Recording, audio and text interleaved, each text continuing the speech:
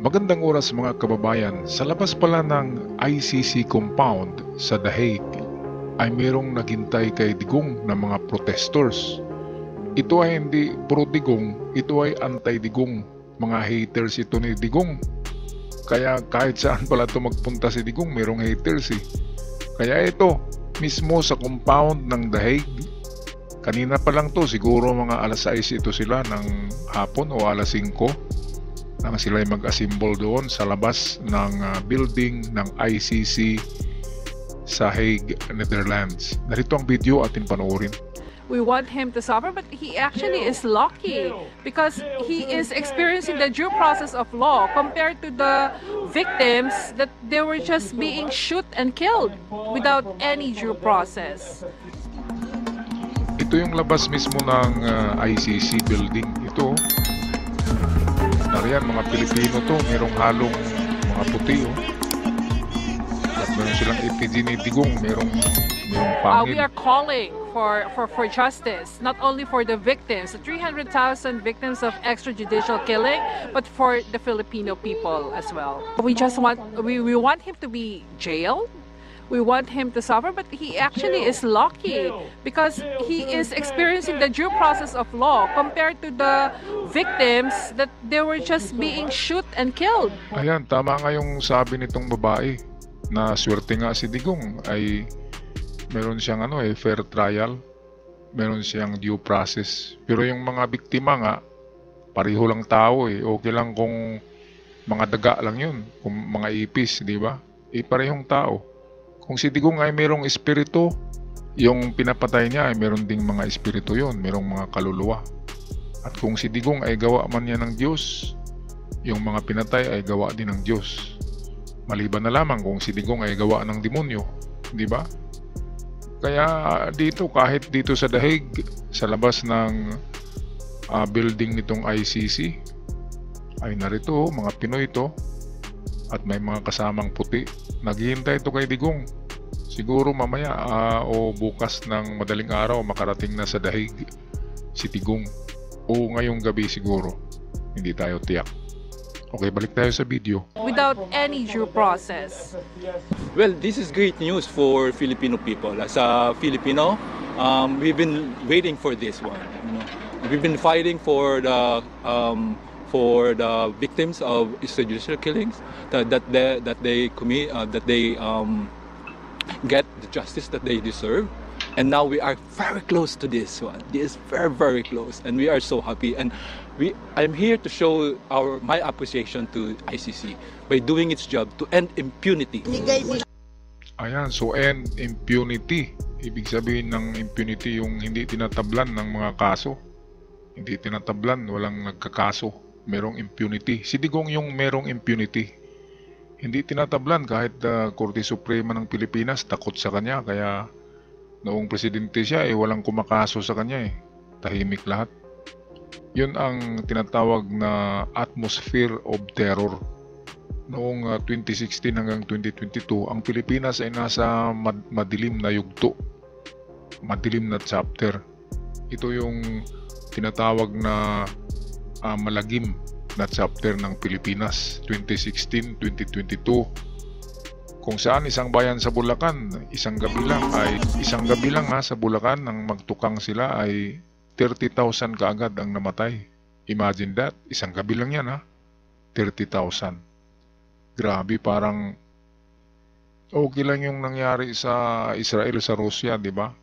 Kasi pag tumama yung missile, hindi naman yung pinupuntirya sa mga tao, sa mga building lang yun. Pero mayroong mga namamatay.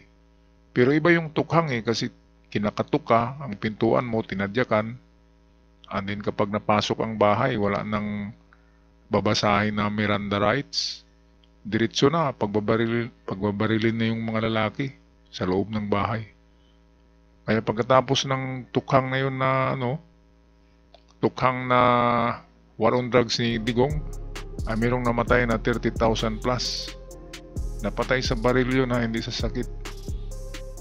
Kaya yan talagang masakit sa... Walang ibang iniisip si Digong noon patay ng patay. Wala at kung may project man siya, yung build, pera-pera lang yun. Kaya nga nagkaroon ng 7 trillion na utang si Digong dahil sa build at yung pagbili niya ng mga bakuna sa China na tubig lang ang laman. Grabe. Parmali, di ba? Yung Parmali kay kay Michael Yang yun eh. And then alam na natin Michael Yang isa sa mga triad at yan din yung mga nagsishipment ng illegal drugs sa Pilipinas, nilalagay sa mga magnetic lifter, di ba? Naalala nyo? Okay, patuloy tayo dito sa video.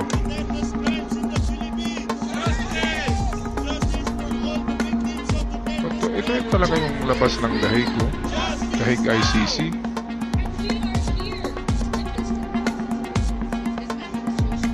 Ayan, so parang Pilipinas lang, oh. Mayroong dala-dalang mga placards. Yan si Digong, may pangil na. Children are not, ano ba yung nakasulat? Children are not collateral. Children are not collateral damage. Ayan. Kasi may mga bata, yung pangalan na Kian. May mga bata na binaril eh. Siguro naka-drugs din yung pulis na bumaril. Akala ay adult na binaril din. Batang lalaki, Kian ang pangalan. Kaya mayroong nakasulat dito na ito, na children are not collateral. Okay, itong susunod ay mga mga analyst.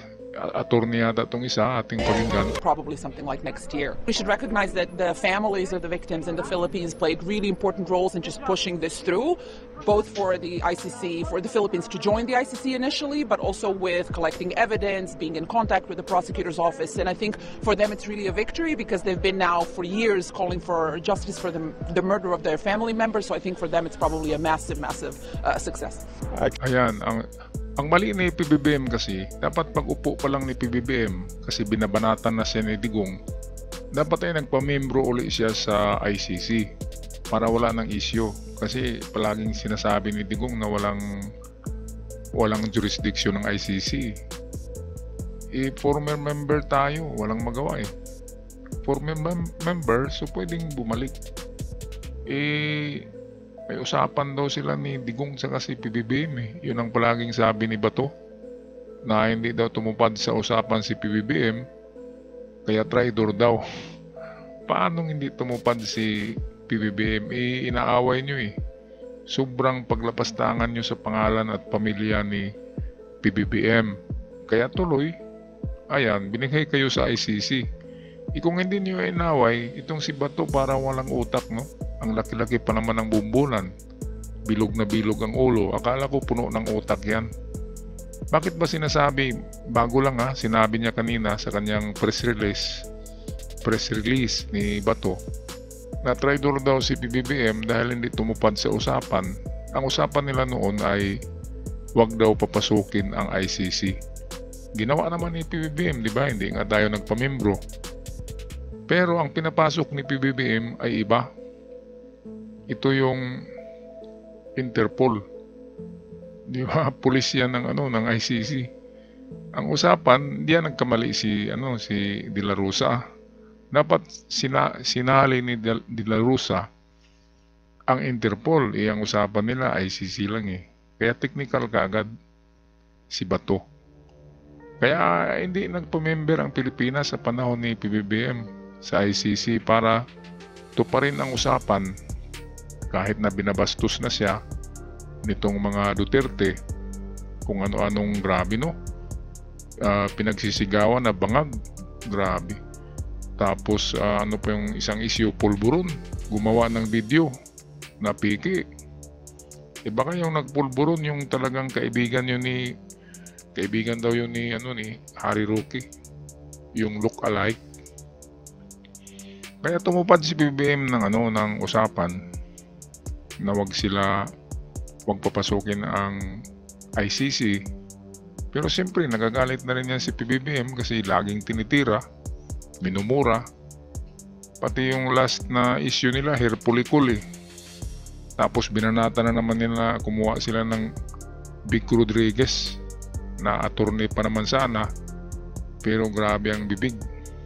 Walang kakwinta-kwinta. Talo ni sa sa debate, talo ni Luke Espiritu. Kaya gumawa na naman si Rodriguez ng yung blanco na budget daw. Na BICAM report, blanco daw. Paano nangyaring blanco yan? Ang daming gumawa niyan eh. Okay lang kung si PBBM ang gumawa niyan ng budget, maraming involved. Kaya hindi totoo yun. Ngayon, itong ICC na promise ni PBBM, ay siyempre tao lamang si PBBM, magagalit din yan. Kaya si Bato sabi na traitor daw, hindi tumupad. Paanong tutupad? Ibinanatan nyo na sinasaktan nyo na, pinagmumuran nyo na. At kung anong mga paratang nyo, di ba? Bangag, pulburon, hirpolikol. Tapos yung panghuli, yung 2025 budget ng buong Pilipinas. Pinakialaman nyo. Walang sweldo lahat kung ibalik yung pera, ginastos na Kaya sa panahon ni Digong, hindi naman sinisita yung budget kung nasaan. Pangsweldo yan sa lahat Kaya nga 2025 budget sa buong Pilipinas yan. Kasama din ng mga congressman sa senador. Kaya hindi pwedeng kukurakutin yan ni PBBM kasi nakabudget yan. Ngayon balik tayo dito sa attorney. Ito, pakinggan natin. Isang Pilipinong attorney na naghintay kay Digong. Ito'y anti-Digong to na attorney. Baka attorney to ng ICC. Ito, pakinggan natin. Actually, our clients, the victim survivors, they're very thankful to God because they say this is really an answered prayer. They did not really expect that justice can still be served to a powerful man such as Rodrigo Duterte. So they're very thankful. Well, it means that international justice is not just a Western construct. It's not just a Western idea. It's universal.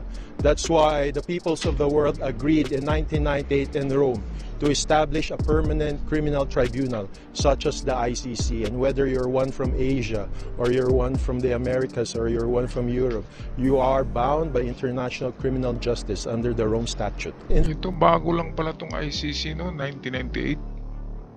1998 ba yun? Baka hindi tama yung pandinig ko. Tinayo talaga ito ng European para sa buong mundo sa kapayapaan.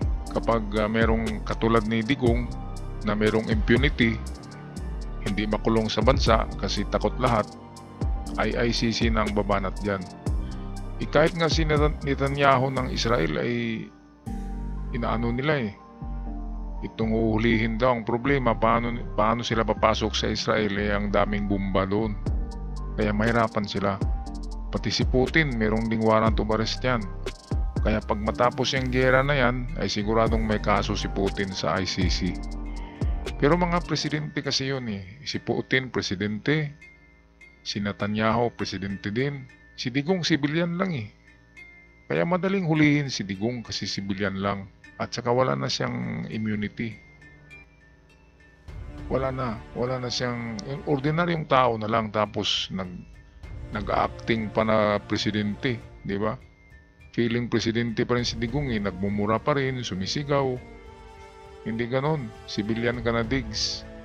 Kaya yan, bumalik ka na sa Diyos, dapat marunong ka nang magrosaryo diyan sa bilangguan.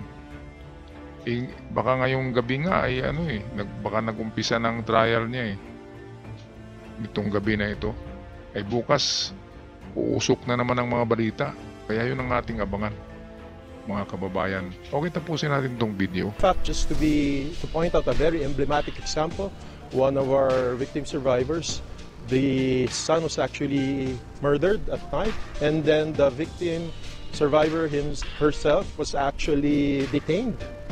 And it was very traumatic for them.